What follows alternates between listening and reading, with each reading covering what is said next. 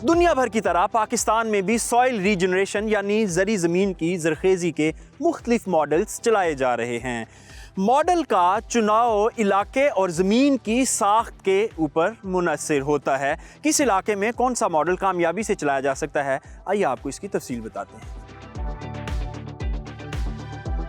Regenerative agriculture का पहला model मुस्तकिल बेड्स बनाकर जीरो टिलेज टेक्नोलॉजी के तहत उसके ऊपर फसलें काश्त करना है। इस बेड का साइज 42 इंच है, जो किसान अपने अपने इलाकों के हिसाब से बदल भी सकते हैं।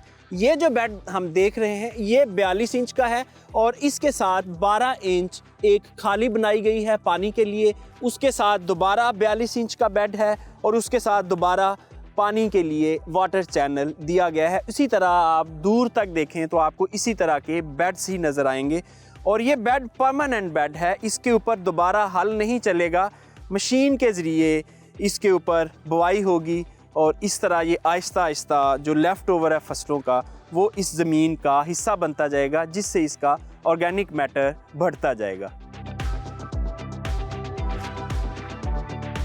मुस्तकिल बेड्स बनाकर काश्तकारी ऐसे इलाकों में कामयाब होती है जहां जमीन रेतली ना हो। मट्टी में रेत की परसेंटेज 50 से 60% के दरमियान हो। मुस्तकिल बेड्स पर काश्तकारी के लिए सबसे पहले आपको अपनी जमीन का हार्ड पैन यानी सख्त तह का मुआयना करना होता है। इसके लिए आप जमीन में गड्ढा खोदेंगे और जहां नरम मट्टी शुरू हो जाए वहीं तक आपका हार्ड पैन है। इसके बाद सिंगल फाले वाली हल को हार्ड पैन की गहराई तक चलाया जाता है ताकि जमीन नरम हो जाए। ऐसा करने से पौधे की जड़ें जमीन में अच्छे तरीके से फैलेंगी और खुराक का तरसीली अमल तेज हो जाएगा और जमीन का एरेशन सिस्टम ठीक काम करेगा। इसके बाद जमीन को लेजर लेवल कर लें।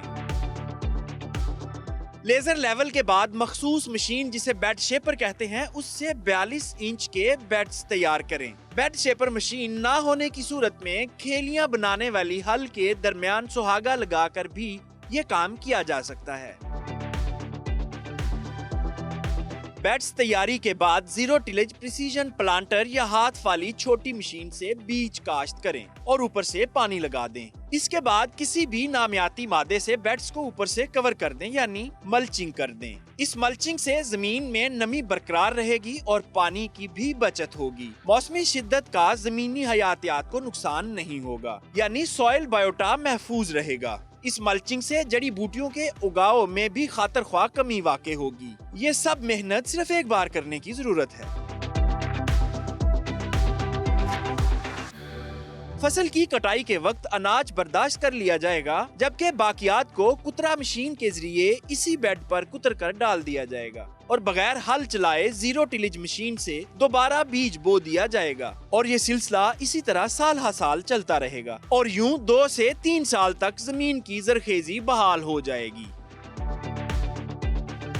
रीजनरेटिव एग्रीकल्चर का दूसरा मॉडल प्लेन जमीन पर जीरो टिलेज टेक्नोलॉजी के तहत काश्तकारी करना है। ये मॉडल भी पाकिस्तान में बड़ी कामयाबी से चल रहा है। इस मॉडल के तहत एक बार गहरा हल चलाकर जमीन लेजर लेवल कर ली जाती है, मतलूबा बीज काश्त कर दिया जाता है और फसल तैयार होने पर अनाज काट लिया जाता है, जबकि फसल की बाकियात जमीन पर ही कुतर कर डाल दी जाती है और फसल की बाकियात से जमीन को ढांप दिया जाता है। यही फसलों की बाकियात वक्त गुजरने के साथ ऑर्गेनिक मैटर में तब्दील होती रहती है और हर बार हल चलाए बगैर जीरो टिलेज मशीन से बीज काश्त किया जाता है।